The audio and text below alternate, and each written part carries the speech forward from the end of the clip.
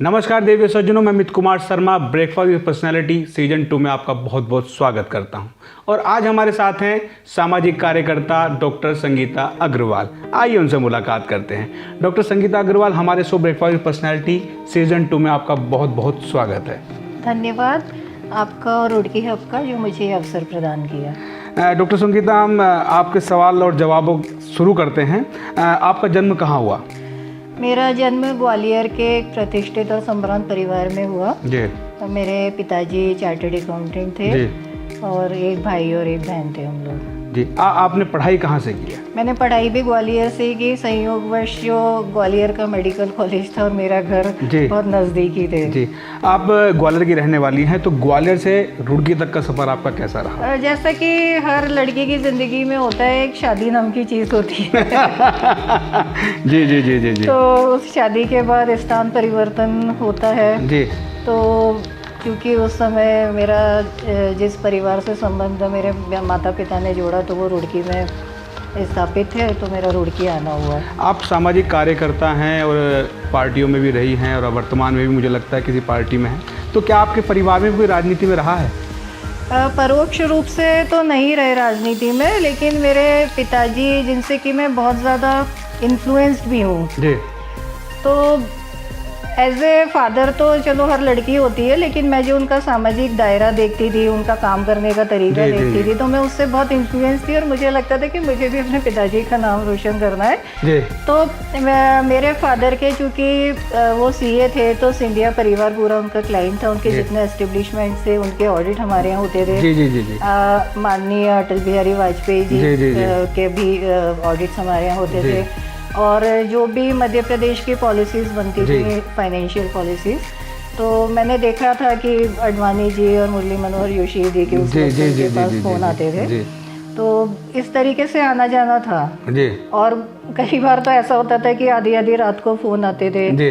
तो उससे मैं बड़ी प्रभावित रहती थी। एक मेरा जो बाल मन है वो मेरे पिताजी से बड़ा प्रभावित रहता था। आपने भी सिंधिया परिवार की बात की, तो आपका जो कांग्रेस से जुड़ाव था वो बचपन से था या कुछ समय बाद हुआ, क्योंकि आप डॉक्टर हैं? जी, मैं डॉक्टर हूँ और डॉक्टरी ही कर रही थी। जी। ये संयोगवश हुआ कि मेरा राजनीति में जुड़ा हुआ, और जब मेरे पास ये ऑफर आया जी, तो मतलब उस वक्त एक डॉक्टर के नाते मैंने ये सोचा कि how can one offer me politics. मतलब मेरे लिए तो एक पॉलिटिक्स बहुत उस वक्त की बात में बहुत ख़राब चीज़ थी और जिसमें किसी पढ़े लिखे के जाने का कोई मतलब नहीं था। हालांकि आज मैं देखती हूँ तो मैंने बहुत बहुत कुछ सीखा है पॉलिटिक्स से। मेरे ऐसे संबंध बने हैं जो मेरे एक फ़ोन कॉल पे मेरे साथ खड़े हुए हैं। आप कांग्रेस पार्टी से जुड़ी हुई हैं जी, तो आपने किन किन पदों पर कार्य किया है? जी, मैं चिकित्सा की और स्वास्थ्य की प्रदेश अध्यक्ष रह चुकी हूँ और उसमें रहते हुए मैंने बहुत कार्य करा। मेडिकल कैंप्स लगाए मैंने, एक महीने में 18 कैंप्स लगाए। तो लोगों ने उस वक्त भी बहुत सहयोग किया। गांव के जब लोग आते थे मेरे को बोलते थे कि मेरे को उधर से हाईकमान जी से माननीय किशोर उपाध्याय जी ने मुझे हर बार बोला कि जब भी कैंप लगे मुझे दवाइयों के लिए बता देना। मतलब कभी ऐसा मौका ही नहीं आया। अच्छा। लोगों ने आगे बढ़ के वॉलेंटियर किया कि हम दवाई ला रहे, कोई बोल रहे हैं हम पैथोलॉजी का वाले का हम पे करेंगे। तो इस तरीके से मुझे लोगों का बहुत सहयोग मिला और मैं आज आपके माध्यम से उन सबका शुक्रगुजार धन्यवाद करना चाहती हूँ। जी बिल्कुल। आप सामाजिक कार्यकर्ता हैं, तो समाज के लिए आपने क्या क्या कार्य किए हैं? जैसे रुड़की एक छोटा सा शहर है, तो इसमें आप एक छोटा समाज है, तो समाज के लिए आपने क्या कार्य किया? जैसे कि आपको बताऊं कि मेरे को भगवान का शुक्र है कि मैं एक ऐसे प्रोफेशन में हूँ कि जिसमें मुझे बाहर जाने की भी ज़रूरत नहीं होती। जी जी जी। मेरे पास जो आता है वो एक परेशान आदमी आता है। जो डॉक्टर के पास आएगा वो परेशान ही होगा। जी जी बिल्कुल। और चूँकि एक महिला चिकित्सक हूँ, तो जो महिलाएं, लड़कियाँ, बहुएं जो आती हैं, तो कहीं ना कहीं 5 में से 1 तो मैं बोलूँगी कि जो कहीं ना कहीं किसी न किसी परेशानी से मानसिक इमोशनल तरीके से परेशान होती हैं। कई बार वो उनका पारिवारिक रूप से ऐसा लगता है कि कोई उनको काउंसलिंग कर दे तो वो उनकी परेशानी, डिप्रेशन दूर हो जाए, परिवार में जुड़ा हो जाए। तो उस तरीके से मेरा बहुत मदद रहती, मेरा मतलब बहुत उनको सहयोग रहता है। और एक सिर्फ दवाई जो फिजिकल ट्रीटमेंट होता है ना, एक फिजिकल बॉडी का ट्रीटमेंट, मैं सिर्फ वही नहीं करती बल्कि मैं कोशिश करती हूँ कि उसको पूरी तरीके से हील करूँ। आपने महिलाओं की बात की, तो महिलाओं को ऊपर उठाने के लिए आपने क्या क्या कार्य किए? जैसे कि कोई भी महिला क्या कोई भी हो, हर किसी को ऊपर उठाना चाहिए। जो भी संसार में आया है तो उसको अच्छे से जीने का अधिकार है। महिलाओं की बात अगर होती है तो इसलिए होती है क्योंकि वो एक ऐसा दबा हुआ तबका है आज भी हालांकि स्थिति बहुत सुधरी है, लेकिन अभी भी बहुत कुछ होने की ज़रूरत है। वो एक ऐसा दबा हुआ तबका है कि परिवार में जब उनके पति को, बच्चों को जब परेशानी होती है तो वो हमेशा सहारा देती हैं, उनकी बात सुनती हैं और जितना भी उनका संभव हो सकता है मदद के लिए वो सपोर्ट देती हैं। लेकिन जब वो किसी परेशानी में होती हैं तो मैंने अक्सर देखा है कि ना बच्चे ना पति उनकी बातों को कोई ध्यान देते, उनको सुनने तक को, सपोर्ट तो बात की बात है, उन्हें सुनने तक को तैयार नहीं। आपने उनके लिए क्या क्या कार्य किए हैं, आप उनके बारे में बताएं। उसमें तो काउंसलिंग का ही मेन रोल है। जैसे कि मैं जो हमारी रुड़की जेल है उसकी भी काउंसलर रही हुई है। तो एक बार इसी तरीके से जो IG थी यहाँ की पहले मिसेस चौधरी, तो उन्होंने ऐसा मेरा भाषण सुना एक किसी मंच पे जब बेड़ा में कोई कार्यक्रम था, पुलिस वालों का कार्यक्रम था। उसी टाइम उन्होंने, जो उनके जूनियर रहे होंगे उस टाइम, मेरा राजनीति से कोई मतलब भी नहीं था, तो उसी टाइम उन्होंने उनको बोला कि इनको अभी के अभी एक लेटर साइन करके दो कि उनकी जेल की काउंसलर। अच्छा। तो इस तरीके से रहा। फिर मैंने एजुकेशन के फील्ड में एक ऐसे कस्बे में जहाँ की लड़कियों को वो बाहर नहीं भेजते, तो एजुकेशन की फील्ड में मैंने काम किया उनके लिए, GNA नर्सिंग वगैरह का। आपका डॉक्टर बनने का सपना बचपन से था या राजनीति में जाने का था, तो या दोनों मिला जुला था कुछ? मेरा सपना ना राजनीति में जाने का था ना डॉक्टर बनने का था, मैं सच बात बताऊं तो ये है कि, लेकिन मेरे जीवन में ऐसा रहा है कि मैं ऊपर वाले की बहुत शुक्रगुजार हूँ कि मेरे जीवन में अपॉर्चुनिटीज़ आती नहीं। जी। और मेरे को ऊपर वाले ने ये सद्बुद्धि दी कि मैं अपॉर्चुनिटीज़ को ग्रैब करके आगे बढ़ती रही। अभी मेयर के चुनाव रुड़की के आने वाले हैं और मुझे लगता है कि उत्तराखंड के अंदर 2-3 शहर हैं जहाँ पर अभी तक चुनाव नहीं हुए हैं, तो आने वाले जो मेयर के चुनाव हैं, क्या आप उसमें अपनी दावेदारी रखती हैं? उसका जवाब मैं आपको इस तरीके से दूंगी कि मैं दावेदारी बिल्कुल रखती हूँ जी, लेकिन जवाब में आपको थोड़ा सा लंबा होगा जी। कि मुझे किसी ने पूछा है कि क्या आप, हमारे पार्टी के एक वरिष्ठ कांग्रेसी हैं, उन्होंने मुझको पूछा है कि आप क्या टिकट मांग रही है, मेयर का टिकट मांग रही है? मैंने कहा नहीं, बिल्कुल नहीं मांग रही। तो उन्होंने पूछा तो फिर क्या छीनेंगी? मैंने कहा नहीं, बिल्कुल नहीं छीनूंगी। तो उन्होंने कहा फिर कैसे आपका नाम चर्चा में है? मैंने कहा अगर पार्टी योग्य समझती है तो दे देगी। जी। और ऊपर से जब पार्टी बात करती है महिलाओं को आगे बढ़ाने की 30%, जी बिल्कुल 50% आरक्षण, तो उसके लिए आपको टिकट मिलना चाहिए। रुड़की शहर की वो कौन सी खामियां हैं जिन्हें आप, अगर आप जनता आपको चुनती है तो वो रुड़की शहर की कौन सी खामियां हैं जिन्हें आप सबसे पहले दूर करना चाहेंगे? हाँ, तो वो जो ड्रेनेज सिस्टम है, यहाँ का सीवर सिस्टम है, किसी से छुपा नहीं है, सड़कों की हालत किसी से छुपी नहीं है। बिल्कुल। तो सबसे पहला जो हमारा फोरमोस्ट प्रायोरिटी होगी वो यही होगी जी। अभी आपने जल भराव की बात की, तो क्या इसका स्थायी निवारण कभी होगा या नहीं होगा? स्थायी निवारण बिल्कुल होगा, क्योंकि अभी मैं उस कुर्सी पे नहीं हूँ तो मुझे उसकी जो निटी ग्रिटीज़ हैं वो नहीं मालूम है। लेकिन मुझे जो लगता है कि अभी तक कोई ईमानदार कोशिश हमारे मेयर्स और जो भी नगर पालिका के अध्यक्ष रहे उनकी तरफ से नहीं हुई है, क्योंकि सारे जो नाले हैं उनको कहीं ना कहीं तो बाहर निकलते ही होंगे ना, तो उनको उससे जोड़ा जाए तो बिल्कुल उसका समाधान होगा। अभी आपने कुर्सी की बात की, तो कहीं आप कुर्सी पे बैठ के बदल तो नहीं जाएंगे? आपको लगता है ऐसा? ये आप बताइए, अब जनता पूछना चाह रही है कि आप बदल तो नहीं जाएंगे, या मैं ही पूछना चाह रहा हूँ आपसे? जी।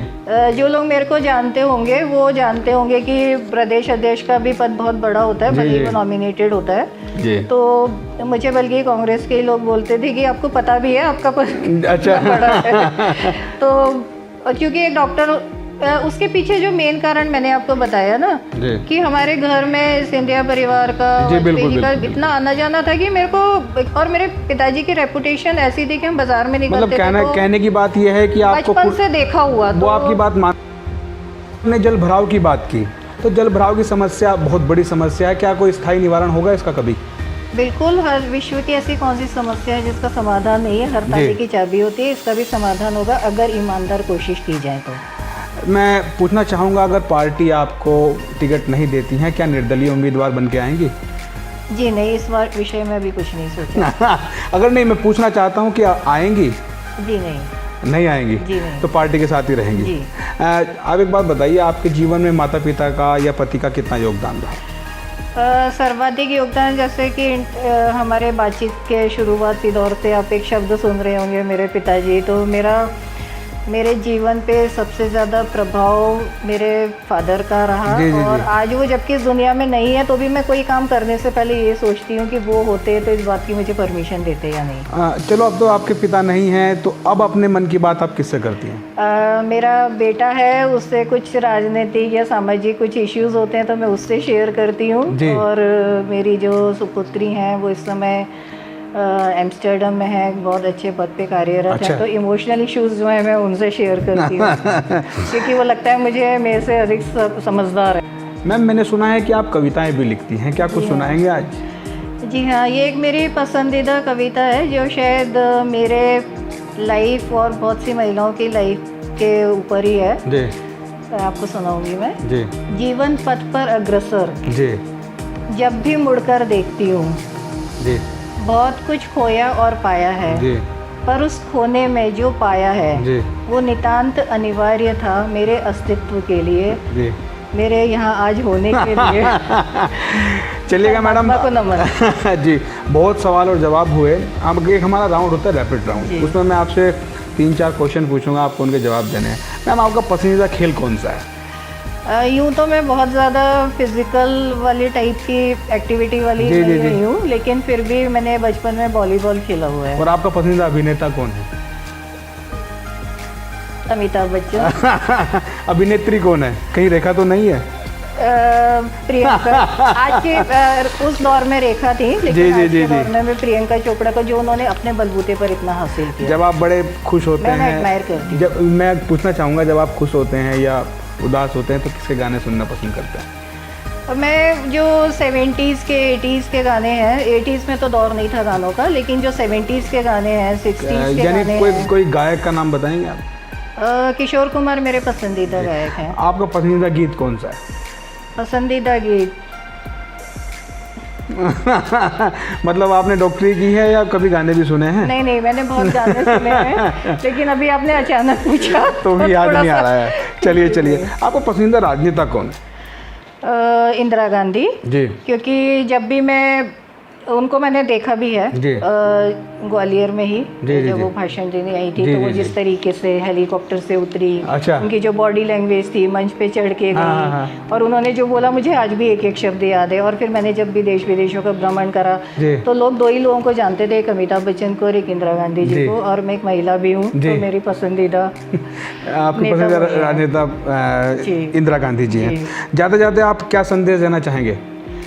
जाते जाते मैं 2 संदेश दूंगी। एक तो राजनीतिक रूप से दूंगी पार्टियों के लिए कि जो महिलाएं बाहर निकलती हैं तो उनका विशेष सम्मान होना चाहिए। जब टिकट देने का मौका है तब पता पड़ता है कि जो भी नेता है उनकी पत्नी या उनकी बेटियों को टिकट दे दिया जाता है। तो जो महिलाएं इंडिपेंडेंट आगे बढ़ रही हैं, समय निकाल के राजनीति को समय दे रही हैं, उनका ध्यान रखा जाए, उपयुक्त कैंडिडेट को टिकट दिया जाए।